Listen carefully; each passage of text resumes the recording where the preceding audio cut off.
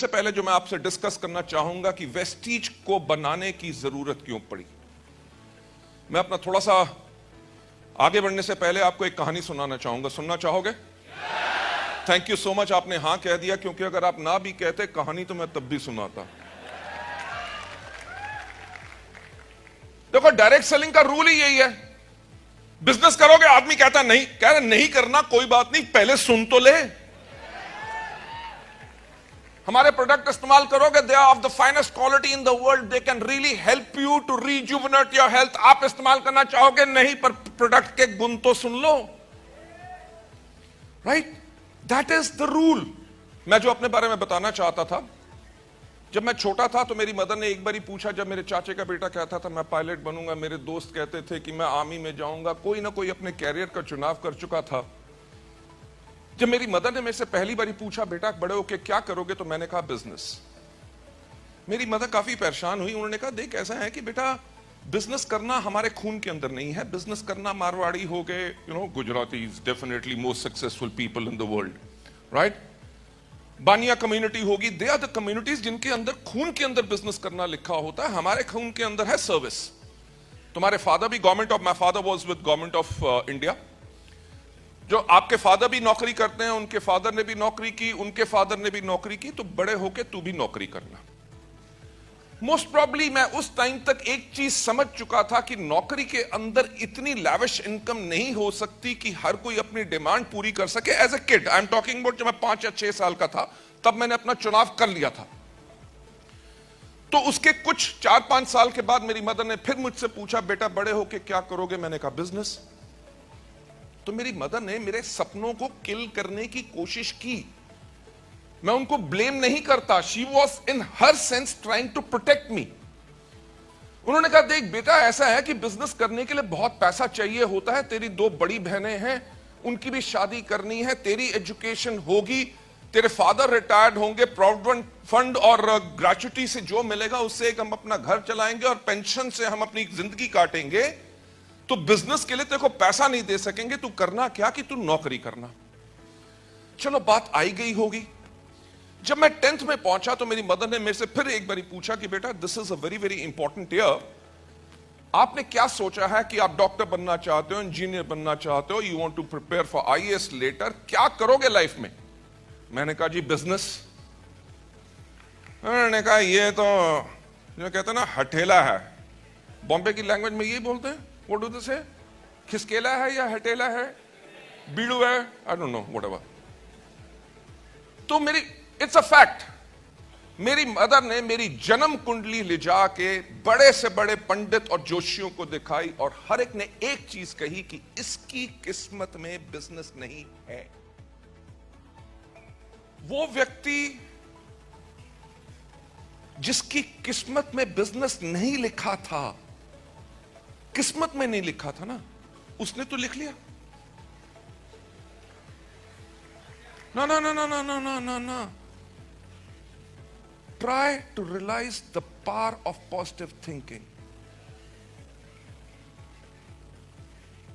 कि अगर आपकी किस्मत में कुछ नहीं लिखा, ऊपर से नहीं लिखा ना, आप नीचे से तो लिख सकते हो।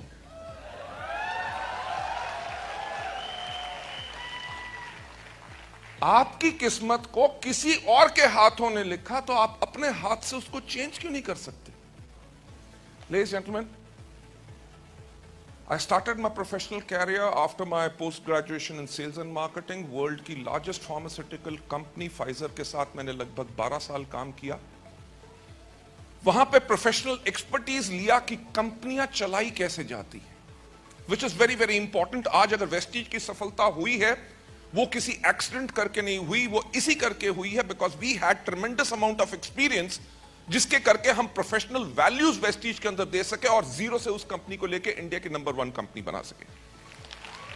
जब मैं फाइजर में था तो सबसे पहली चीज जो मेरे को बहुत पसंद आई और जिसके अंदर हमने वेस्टीज को भी उसी प्रकार से किया, उन्होंने एक बात मेरे को सीखी थी। उन्होंने कहा था कि कोई भी व्यक्ति कभी कंपनी से बड़ा नहीं हो सकता, right? And that is what we build over here. हमने ये नहीं कहा कि गौतम बालीज वेस्टीज, आपने लिखा होगा ना, कंपनियां के मालिक जो होते हैं अपना नाम कंपनी के आगे लगाते हैं, कोई पीछे लगा लेते हैं, right? We created a organization जो किसी इंडिविजुअल के ऊपर डिपेंडेंट ना हो, और ऑर्गेनाइजेशन वो होनी चाहिए कि फाउंडर्स अगर रहे ना रहे तब भी वो, अगर ऑर्गेनाइजेशन हमेशा तरक्की करती रहे, इस तरह की ऑर्गेनाइजेशन होनी चाहिए। That is the kind of organization जो वेस्टीज को हमने आज क्रिएट किया। बट मैं हमेशा कहता हूं कि जब मैंने 1996 में डायरेक्ट सेलिंग के अंदर शुरुआत की तो रैंडी गेज की मैंने एक किताब पढ़ी, जिसकी किताब का नाम था the encyclopedia of network marketing. उसके अंदर उन्होंने कहा था कि कोई मार्केटिंग प्लान काम नहीं करता, कोई प्रोडक्ट नहीं काम करता। अगर किसी कंपनी को सिलेक्ट करना है तो सिर्फ एक चीज सिलेक्ट करो कि कंपनी की मैनेजमेंट कैसी है। जब पहली बारी मैंने उस किताब को पढ़ा, मैंने कहा मैनेजमेंट से क्या लेना देना भाई, लोग प्रोडक्ट बेचेंगे, मार्केटिंग प्लान से कमीशन लेंगे, right? Where does the management come in? But इतने 1996 से लेके अभी तक के एक्सपीरियंस के बाद पता चला कि yes, management plays a great role. क्योंकि मैंने बहुत कंपनियां देखी जहां पे कंपनी सफल हुई तो सफलता मैनेजमेंट के दिमाग पे नहीं चढ़ी, दिमाग के साथ साथ जुबान पे भी आ गई। Chief executive officer over there, वो कंपनी 2002 के अंदर मलेशिया, सिंगापुर और ब्रुनेई में नंबर 1 नेटवर्क मार्केटिंग कंपनी थी।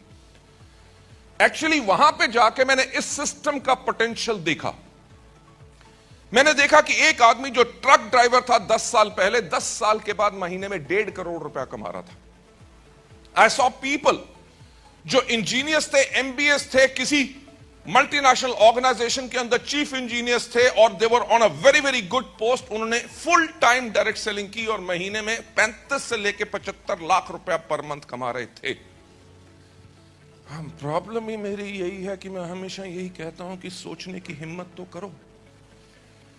मैंने कहा क्या कारण है मलेशिया या देश, दुनिया भर के अंदर लोग डायरेक्ट सेलिंग के अंदर इतनी रिस्पेक्ट देते हैं, इतनी स्टेबिलिटी करते हैं, people select direct selling as a career, India के अंदर ऐसा क्यों नहीं हो रहा? अल्टीमेटली वी रियलाइज्ड कि कंपनीज खुलती हैं, कंपनी बंद होती हैं, वो बंद इसलिए होती हैं क्योंकि उनकी मैनेजमेंट के पास नंबर 1 एक्सपर्टीज नहीं होता, और दूसरा विजनरी नहीं होते, यानी कि दूर की दृष्टि नहीं होती कि आज जो हम काम कर रहे हैं, आज के 2 साल के बाद क्या प्रॉब्लम आ जाएगी। अगर वो फोर्स सी कर लेंगे तो मोस्ट प्रॉब्ली कंपनीज के अंदर कभी कोई प्रॉब्लम नहीं आएगी।